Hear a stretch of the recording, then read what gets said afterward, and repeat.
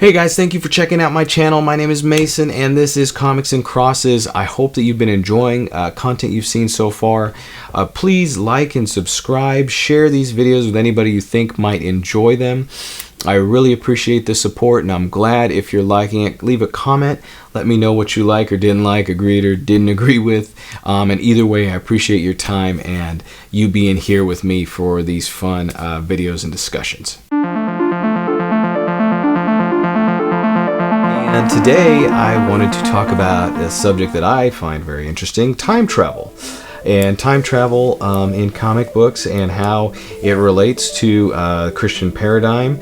And because I started thinking about this subject, honestly I started thinking about Undiscovered Country, which is a story that's ongoing from Image Comics right now. And this story has some really fascinating things kind of going on that we're still kind of figuring out. They're going through these different layers and it seems like one of the characters is trying to figure out what's happening, and it seems like time is at a different place at these different kind of levels of America, and you gotta read it. Super fascinating stuff, really cool creative story, but it got me thinking about time travel and how it relates to Christian thinking, if at all. And so here are my thoughts on time travel and Christianity. So first concept, God and time. Let's talk about God and time. So God, I would say, I've heard it described to me this way before, that time is like a shoebox that God is looking at. Like time, all of time exists inside this shoebox and God is holding it and looking at it. So you gotta figure, if God is omnipotent, all-powerful, all-knowing, all of the omnis, omni, time is something that God created and something, a rule that he set up that exists until he decides to break it, but it is not something that God is bound by. We see a lot of this in comics. We'll see gods, we'll see like Hercules, who's a god or whatever, half god maybe. I don't know. I think Kevin Sorbo was half god. I guess it depends on who you ask and in what context. So these gods and things, we often see them in terms of writing and stories and comic stories, put in a sort of where they're limited by things like time and space, and unless they're not, I don't know, Franklin Richards or some people super powerful, but we kind of might forget the whole concept of God being God and being super powerful and having created all these things.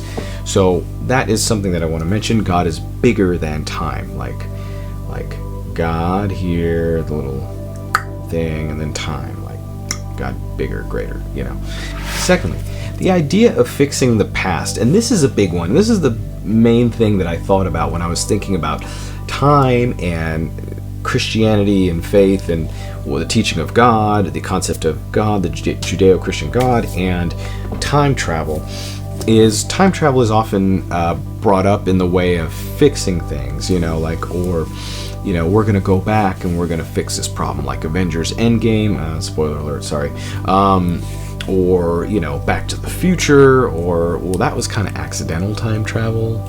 Intentionally, the DeLorean was intentionally made a time machine, and then the time travel in that case was accidental.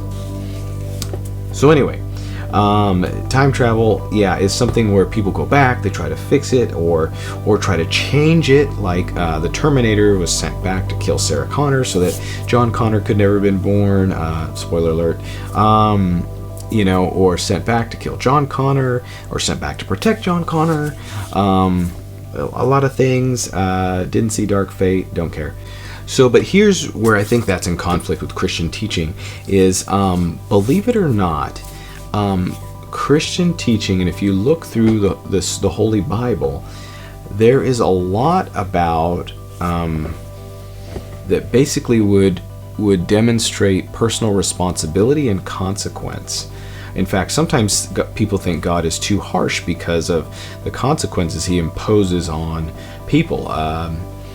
Moses led the people of Israel through the desert for like 40 years, and he made one mistake.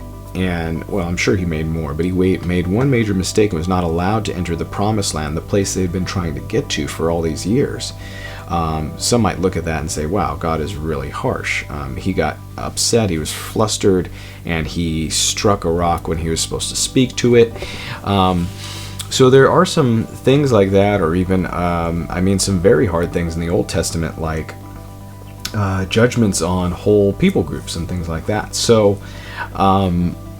but also there are situations like King David having an affair, impregnating somebody else's wife while this man was away at war, and then trying to bring him back from war so that he could sleep with his wife, so that it would cover up what he did, and then sent this guy to the front line so he would die, even had people pull back so he'd really get killed. I mean, just awful, awful stuff. And although, David was, in a sense, forgiven, that child died. He prayed day and night, wouldn't eat, prayed that the child that was born from this error of his, this infidelity, this affair that he had with somebody else's wife, the child died. And so there is a lot of sense like that of consequence in Holy Scripture, which actually is kind of refreshing, because I think the romantic side of us wants to be able to go back and change things, or wants to be able to find a way out of consequence. I mean, the Marvel movies are so light, and we barely ever believe that anyone is going to die, or we ultimately believe that our heroes are going to come back and make snappy quips and all this sort of thing, and we kind of are used to the idea of there not being consequence. But I would say on the Christian side, even though that sometimes gets criticized as being a way for people not taking personal responsibility, if you look at Scripture and the examples that God sets, I really don't see one where God would ever let somebody go back in time and change something. Rather, God tends to make people work through it. Joseph was put into slavery for years, gained favor in someone's house, and was then sent to jail, and then was brought up to work for the Pharaoh of Egypt. So there's an example right there where we see that someone is not allowed to escape consequence or very harsh, awful things, but they are ultimately used for good. So there's a scripture that says that God works everything together for the good of those who love Him and are called according to His purpose. So we see this idea that something as bad as that, and even Joseph, the person I was just talking about, even he stated to his brothers who had sold him into slavery, years later, after he had come out of slavery, established himself as the second most powerful man in the world, he said, "What you intended for evil, God intended for good." And so he didn't say, "I wish I could go back to that day and not let you guys do that. I wish I could have done something. I wish none of this ever happened." He said, God used it for good. And so that's a huge Christian concept that I think, when I think about time travel, I think God would never go for it. He'd never be about it. He's too much on the side of working with what you got, because God likes to redeem what you have.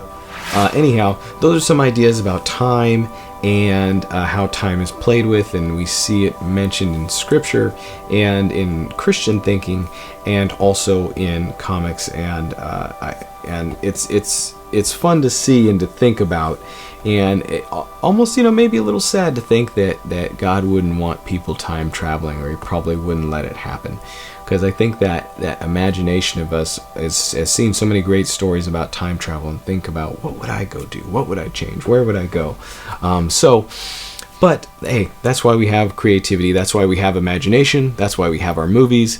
And thank you so much for sticking around. Thank you for watching the video, hearing my thoughts. I hope you enjoyed it. Please like and subscribe, share the channel, leave me a comment, say hello, and I'll be sure to hit you back. So have a great one. Peace.